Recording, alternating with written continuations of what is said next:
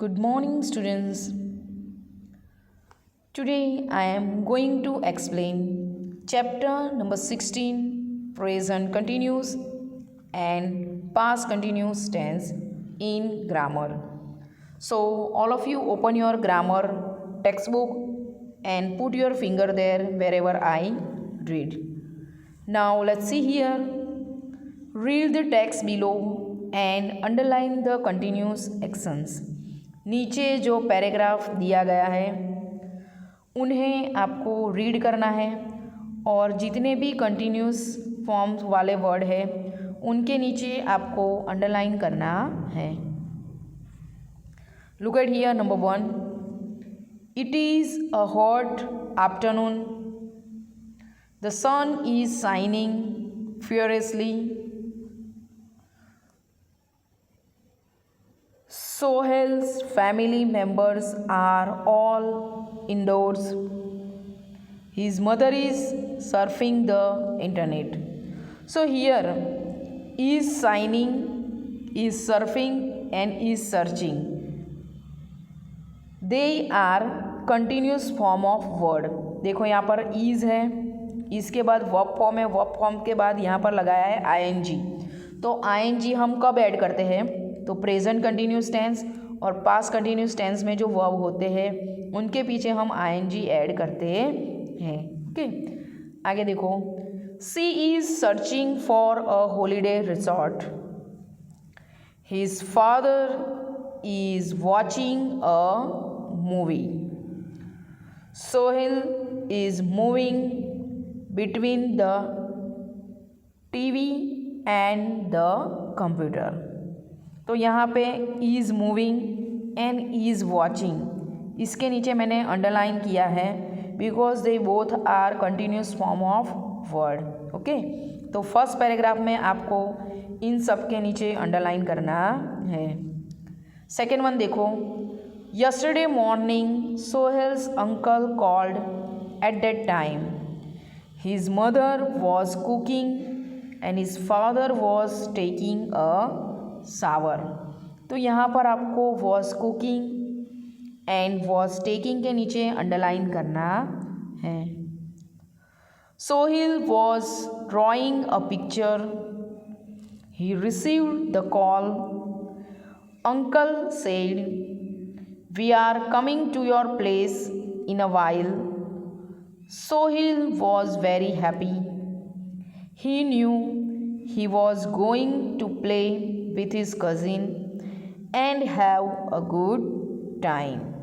तो यहाँ पर आपको was drawing, was taking, are coming, was going इन सब के नीचे अंडरलाइन करना है because they all are continuous form of word. यहाँ पे देखो was drawing लिखा है. So was drawing is a past continuous form of word. So second paragraph में आपको इन सब के नीचे जहाँ पे मैंने अंडरलाइन की है वहाँ पर आपको भी करनी है. Okay, look at here. Which tense form did you notice. तो यहाँ पर जो आपने अंडरलाइन किया है तो वो जो जिसके नीचे अंडरलाइन किया है वो कौन से फॉर्म में है वो आपको लिखना है. इन टेक्स्ट 1.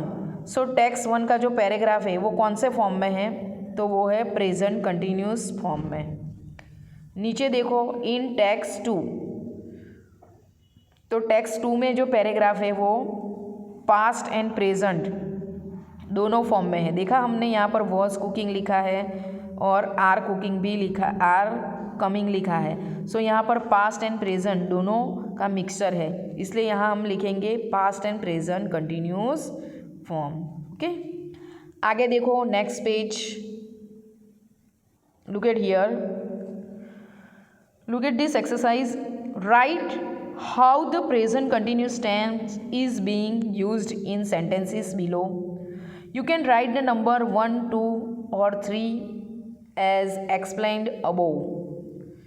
सो यहाँ पर आपको नंबरिंग करना है जो ऐसे कि हमने आगे नंबरिंग किए हैं. ओके, सो फर्स्ट वन क्या है यहाँ पर.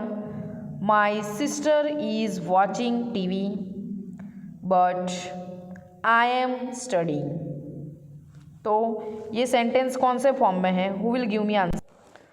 सो यहाँ पर आपको नंबरिंग करना है ऊपर जो रूल्स दिए गए हैं उसे फॉलो करके।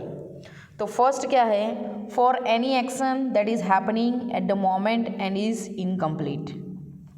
सेकेंड है फॉर एक्शन और situation which are thought to be for a shorter duration, short time duration के लिए है।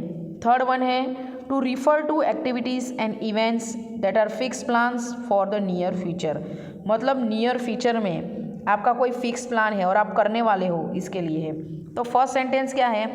माई sister is watching TV but I am studying. तो फर्स्ट जो है वो आपका यहाँ पर फर्स्ट रूल लागू पड़ता है for any action that is happening in the moment in incomplete. तो कोई भी टाइम पे कोई भी मूवमेंट यहाँ पर हो सकती है और ये इनकम्प्लीट भी हो सकती है। सेकेंड देखो B, I am preparing for my exam this week. तो यहाँ पे शॉर्ट टाइम मतलब दिस वीक ड्यूरेशन दिया है, तो यहाँ पर हम लिखेंगे नंबर 2। सेकेंड में आप बी में लिखना है आपको नंबर 2। सी देखो, my uncle is coming to dinner tonight. तो 3 नंबर है ये, इसके लिए हम देंगे नंबर 3। क्यों? क्योंकि my uncle is coming to dinner tonight मतलब वो आए नहीं हैं, वो आने वाले हैं, मतलब इन फ्यूचर। ओके, तो इसके लिए आपको यहाँ पर लिखना है नंबर 3। डी में देखो, who are you writing to. तो ये आप किसके लिए लिखने वाले हो? लिखा नहीं है लेकिन लिखने वाले हैं, तो उसके लिए भी आपको यहाँ लिखना है नंबर 3। ई में देखो, we are not going on a vacation this Saturday as grandma isn't well. तो यहाँ पर आपको लिखना है number 1 for any action that is happening at the moment and incomplete, मतलब कोई भी टाइम पे कोई भी सिचुएशन बन सकती है, उसके लिए आपको लिखना है यहाँ पर number 1। Okay, now look at here everybody. Question number 2, fill in the blanks with the correct form of the verb in bracket।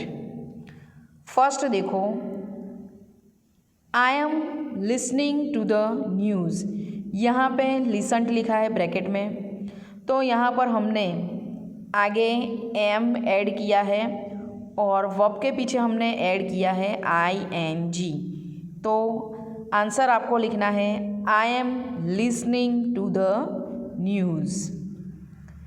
B1, the train to Gulberg is leaving from platform number 3। तो यहाँ पे bracket में लिखा है leave के पीछे हमने add किया ING और आगे हमने ऐड किया है इज़। क्यों? क्योंकि एक ही ट्रेन के बारे में बात कर रहे हैं, इसलिए हम यहाँ लिखेंगे इज़। ऊपर आई था तो आई के साथ प्रेजेंट कंटिन्यूस टेंस में हम यूज़ करते हैं एम। ओके, C1 देखो, Sudha is giving a dance performance this evening. तो यहाँ पर गिव के पीछे हम लगाएंगे ING गिविंग, सुधा के साथ हम लिखेंगे is. Sudha is giving a dance performance this evening. D1 देखो, we are attending her performance. तो वी है इसलिए उसके साथ हम प्रेजेंट कंटिन्यूस टेंस में यूज़ करेंगे आर। अटेंड के पीछे हमने लगाया है ING, so we are attending her performance. E, she is dancing with her troupe. तो यहाँ पे सी है इसलिए हम इज़ लिखेंगे, डांस के पीछे लगाएंगे ING, तो क्या होगा? She is dancing with her group. आगे F1 देखो, I am learning the tense forms now. आई है इसलिए प्रेजेंट कंटिन्यूस टेंस में आएगा एम। लर्न के पीछे लगाया है ING learning. Okay, so I am learning the tense forms now. G देखो, I am beginning to understand the present continuous tense.